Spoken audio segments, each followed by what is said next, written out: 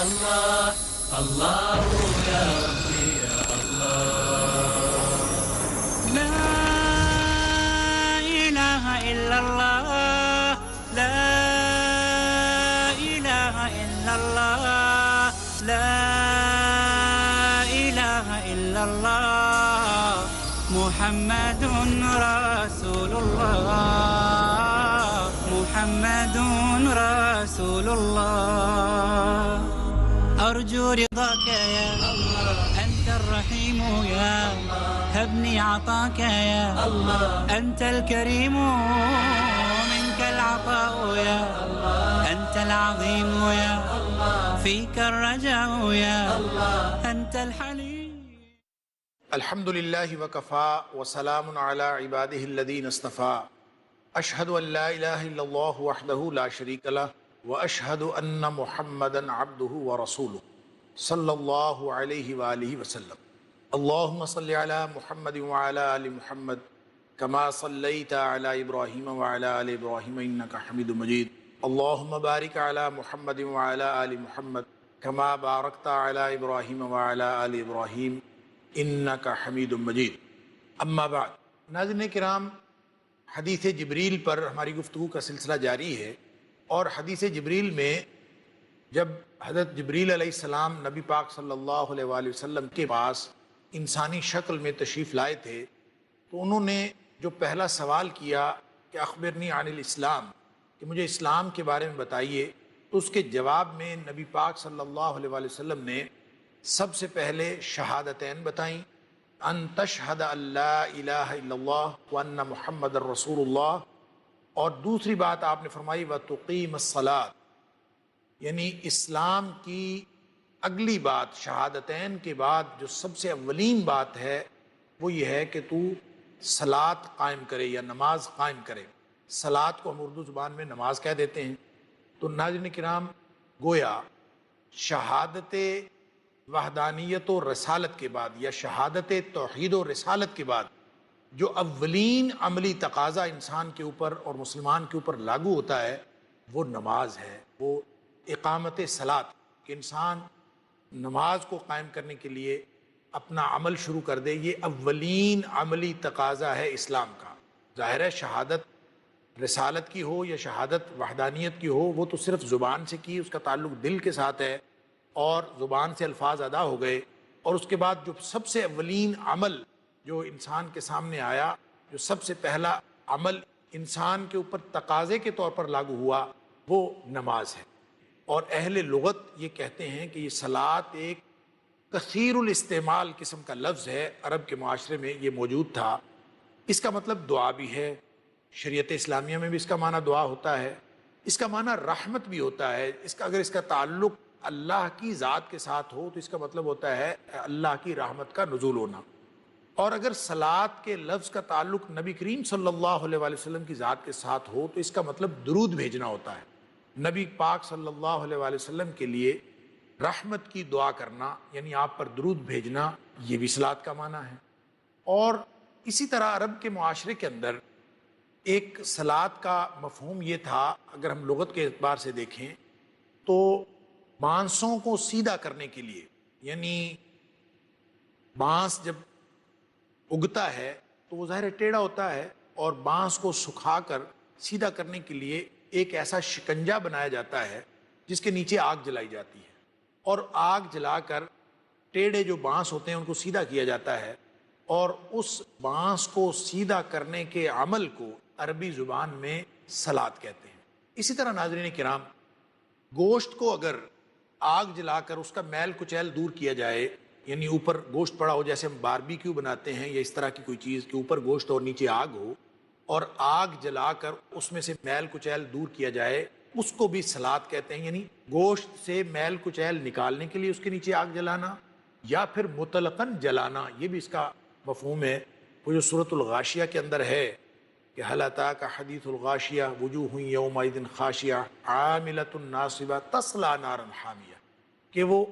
جہنم کی آگ میں جلائے جائیں گے. ایک مفہوم تو اس کا یہ ہے کہ وہ جہنم کی آگ میں داخل کیے جائیں گے، لیکن حقیقتاً تصلا کا معنی ہے کہ کہ وہ آگ میں جلائے جائیں گے، یعنی مطلقاً جلانا بھی اس کے مفہوم میں شامل ہے۔ ناظرین کرام، صلاۃ کے لغوی معنی جتنے بھی ہیں ان کا کسی نہ کسی طور معنوی تعلق بھی صلاۃ کے عمل سے ہے، لیکن صلاۃ کا کون سا عمل ہے، یعنی شریعت اسلامیہ کی اصطلاح میں صلاۃ کسے کہیں گے، اس کی تعریف عبد الرحمن الجزیری نے اپنی کتاب جو الفقہ علی مذاہب الاربعہ ہے اس کے اندر یہ کی ہے کہ یہ کچھ اعمال اور کچھ اقوال کا نام ہے۔ اقوال و افعال، ایسے اقوال و افعال کا نام صلاۃ ہے، مفتتحۃ بالتکبیر، جن کا آغاز تکبیر کے ساتھ کیا جاتا ہے، مختتمۃ بالسلام، جن کا اختتام سلام کے ساتھ کیا جاتا ہے، اور بشروط مخصوصہ، ایسی خاص شرائط کے ساتھ جو اس عمل کے ساتھ مخصوص ہیں، ان شرائط کو ملحوظ رکھتے ہوئے چند اقوال و افعال جن کا آغاز تکبیر تحریمہ سے اور اختتام سلام پر ہوتا ہے، اس عمل کا نام نماز یا صلاۃ ہے، یعنی باوجود اس بات کے کہ اس کے لغوی مفاہیم کے اندر بہت زیادہ وسعت ہے۔ لیکن ناظرین کرام، صلاۃ کا مفہوم کون متعین کرے گا؟ نہ عبد الرحمن الجزیری کے پاس یہ اختیار ہے، نہ کسی امتی کے پاس، اس لیے کہ صلاۃ شریعت اسلامیہ کی ایک اصطلاح ہے،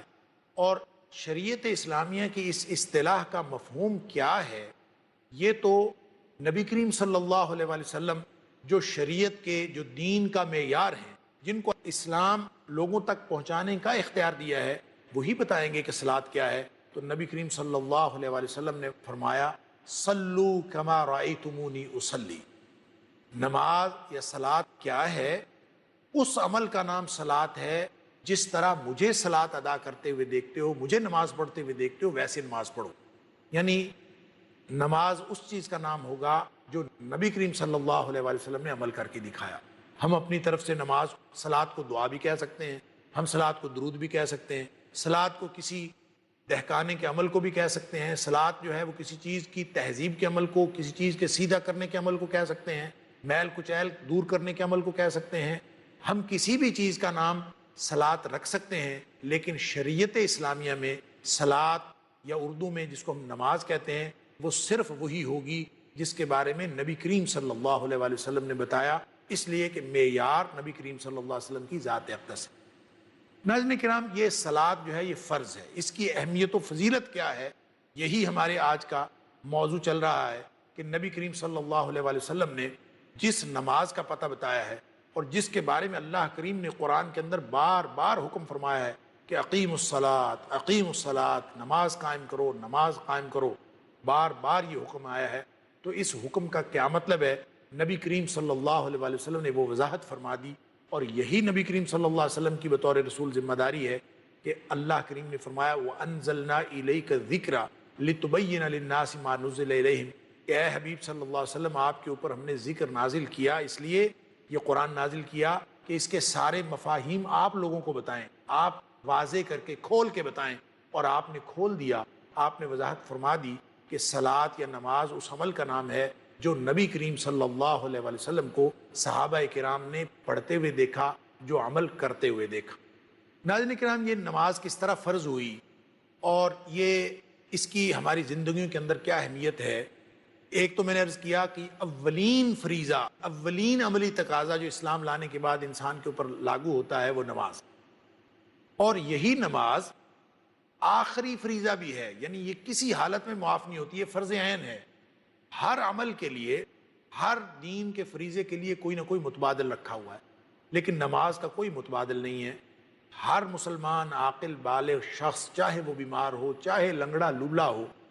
وہ شخص کسی بھی حالت میں ہو، نماز اگر کھڑے ہو کے نہیں پڑھ سکتا تو وہ بیٹھ کے پڑھ لے، جو بیٹھ کے نہیں پڑھ سکتا وہ لیٹ کے اشارے سے پڑھ لے، لیکن یہ نماز کسی صورت میں معاف نہیں ہے۔ تو گویا اولین فرض عین جو اسلام کو قبول کر لینے کے بعد عائد ہوتا ہے وہ یہی نماز ہے۔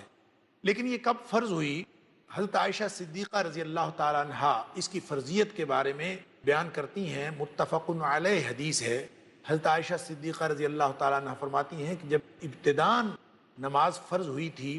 گویا نماز کی فرضیت کے اندر ارتقاء ہوا ہے، جب ابتداً فرض ہوئی تھی آپ نے فرمایا اللہ نے فرض کی، فرض اللہ الصلاۃ، اللہ تعالیٰ نے نماز کو فرض کیا، حین فرضہا، جب بھی اللہ نے فرض فرمایا نماز کو تو فرمایا کہ یہ جب نماز فرض ہوئی تھی رکعتین رکعتین، یہ دو دو رکعتیں پڑھنی ہوتی تھیں. یعنی یہ جو نماز کا طریقہ ہم آج کل پڑھتے ہیں کہ فجر کی 2 رکعت ہیں اور پھر ظہر کی 4 ہیں، یعنی فرائض کی بات ہو رہی ہے، اور پھر عصر کی 4 ہیں، مغرب کی 3 ہیں، پھر عشاء کی 4 ہیں. تو یہ اس طرح سے نہیں تھا، بلکہ عائشہ صدیقہ رضی اللہ تعالی عنہا فرماتی ہیں کہ ابتداً 2 رکعت نماز تھی، اور یہ 2 رکعت نماز جو تھی فی السفر والحضر، یہ سفر میں بھی تھی اور یہ حضر میں بھی تھی. یعنی گھر میں آدمی مقیم جب ہو تو بھی وہ 2 پڑھتا تھا، اور جب وہ سفر میں ہوتا تھا تو بھی 2 پڑھتا تھا. پھر فرماتی ہیں فَأُقِرَّتْ فِي السَّفَرِ، سفر کے اندر تو وہی برقرار رکھی گئی 2 رکعت نماز، لیکن حضر کے اندر وزید فی الحضر، لیکن حضر کے اندر یعنی قیام کی حالت میں اس کے اندر اضافہ کر دیا گیا کہ 4 رکعت کہیں پہ کر دی گئی. اس کا مطلب یہ ہے کہ یہ فرضیت جو نماز کی فرضیت ہے اس کے اندر بھی ارتقاء ہوا ہے. اس کی فرضیت کے حوالے سے حضرت انس بن مالک رضی اللہ تعالیٰ عنہ کی روایت کردہ وہ حدیث اسراء بھی قابل غور ہے، جو بخاری شریف کے اندر موجود ہے کہ نبی کریم صلی اللہ علیہ وآلہ وسلم نے فرمایا کہ یہ جب معراج کی رات، یعنی نبی کریم صلی اللہ علیہ وسلم جب معراج کی رات اللہ کے ہاں تشریف لے گئے تو اس موقع پر یہ نماز کی فرضیت کا تحفہ ملا تھا. آپ صلی اللہ علیہ وسلم فرماتے ہیں کہ اللہ تعالیٰ نے جب نماز فرض کی تھی تو یہ 50 نمازیں فرض کی تھی. فرض اللہ تعالیٰ 50 صلوات، اللہ تعالیٰ نے 50 نمازیں فرض کی تھیں، لیکن نبی کریم صلی اللہ علیہ وسلم فرماتے ہیں کہ جب میں یہ 50 نمازیں لے کے آ رہا تھا، میں واپس آ رہا تھا، میرا گزر جو ہے موسیٰ علیہ السلام کے پاس سے گزرا. ناظرین کرام، موسیٰ علیہ السلام کے پاس سے نبی کریم صلی اللہ علیہ وسلم گزر رہے ہیں معراج کی رات. 50 نمازیں اللہ تعالیٰ سے لے کر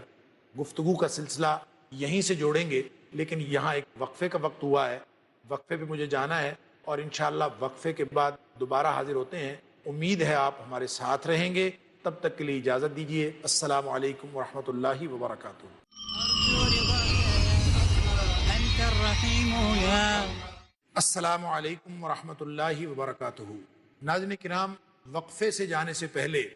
اس حدیث کا ہم جائزہ لے رہے تھے کہ جس میں نبی کریم صلی اللہ علیہ وآلہ وسلم نے فرمایا کہ معراج کی رات مجھے 50 نمازیں دی گئیں، گویا میری امت پر اللہ تعالیٰ نے 50 نمازیں فرض کی. اور نبی پاک صلی اللہ علیہ وسلم فرماتے ہیں کہ جب میں موسیٰ علیہ السلام کے پاس سے گزرا تو موسیٰ علیہ السلام نے میرے سے پوچھا کہ ما فرض اللہ تعالیٰ لأمتک، اللہ تعالیٰ نے آپ کی امت کے لیے کیا فرض کیا ہے؟ تو نبی پاک صلی اللہ علیہ وسلم فرماتے ہیں میں نے بتا دیا کہ میری امت کو اللہ تعالیٰ نے 50 نمازیں عطا کی ہیں. تو نبی پاک صلی اللہ علیہ وسلم فرماتے ہیں کہ حضرت موسیٰ علیہ السلام نے مجھے فرمایا کہ تم جاؤ، واپس جاؤ اپنے رب کے پاس، فرجع الی ربک فإن امتک لا تطیق ذلک، آپ کی جو امت ہے وہ اس بات کی طاقت نہیں رکھے گی کہ 50 نمازیں پڑھنے کی، ان کے پاس توفیق ہی نہیں ہوگی، وہ اس بات کی استطاعت نہیں رکھیں گے کہ وہ 50 نمازیں پڑھیں. آپ واپس جائیں اپنے اللہ کے پاس اور ان سے نمازیں کم کروا لیں. ناظرین کرام، یہ حضرت موسیٰ علیہ السلام کا مشورہ تھا کہ نبی کریم صلی اللہ علیہ وآلہ وسلم فرماتے ہیں میں واپس چلا گیا اللہ کریم کے پاس، اللہ کریم نے نمازیں کم کر دیں، یعنی نصف کر دیں. اس کے بعد یا بعض روایات میں آتا ہے کہ اللہ تعالیٰ نے 10 کم کر دیں.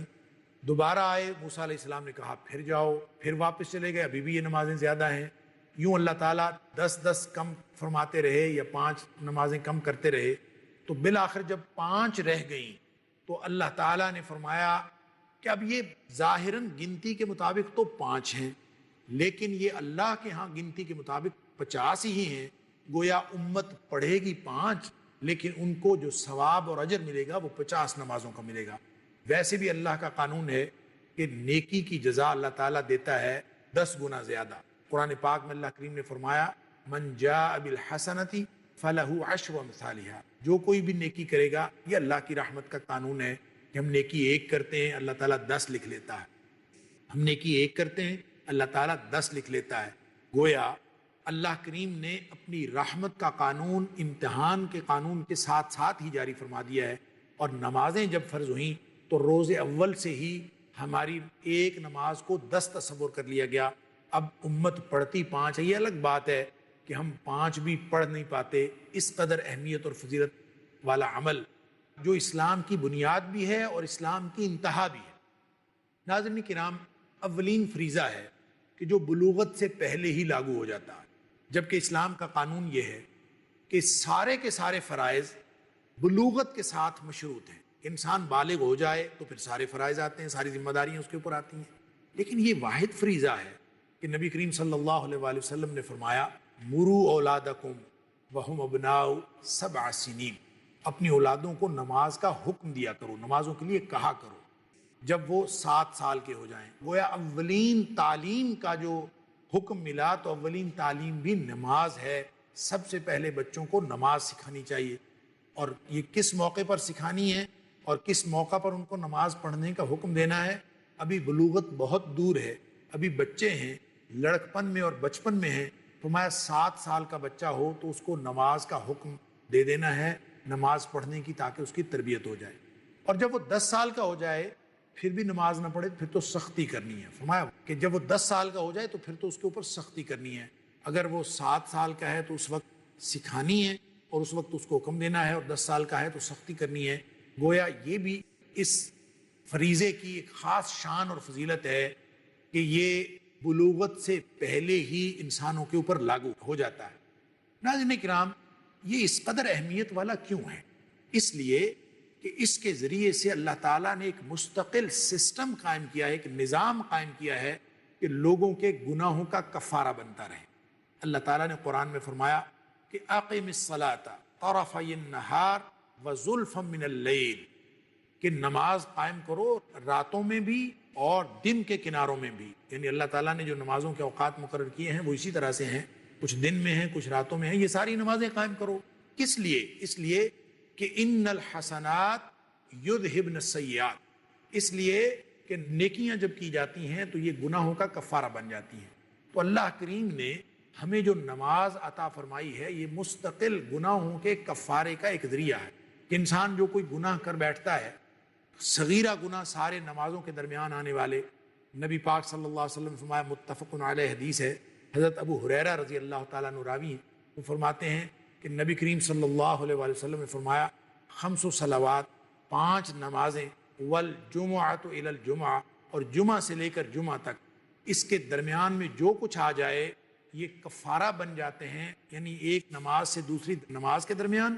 اور ایک جمعہ سے دوسرے جمعہ کے درمیان جتنے صغیرہ گناہ ہیں وہ اللہ تعالیٰ خود بخود معاف فرما دیتا ہے، اور یہ معافی کا سلسلہ چلتا رہتا ہے کہ یہ کفارہ بن جاتے ہیں۔ لیکن فرمایا یہ اس وقت تک ہے جب تک انسان کبیرہ گناہوں میں مبتلا نہ ہو۔ اگر وہ کبیرہ گناہوں میں مبتلا ہو جاتا ہے تو وہ نمازوں سے یا جمعے سے معاف نہیں ہوتے، اس کے لیے الگ سے توبہ کرنی پڑتی ہے، معافی مانگنی پڑتی ہے۔ لیکن یہ بہرحال اللہ تعالیٰ نے ایک گناہوں کے کفارے کا سبب بنایا۔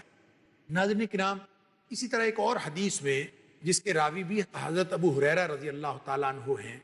نبی کریم صلی اللہ علیہ وآلہ وسلم نے فرمایا، اور یہ حدیث بھی متفق علیہ ہے، یعنی بخاری شریف کے اندر اور مسلم شریف کے اندر ہے، کہ نبی کریم صلی اللہ علیہ وآلہ وسلم نے فرمایا کہ نماز جو دین کی بنیاد ہے، اندازہ فرمائیے اس کو حدیث جبریل میں نبی پاک صلی اللہ علیہ وسلم نے دین کے اولین بنیادی تقاضے کے طور پر متعارف کروایا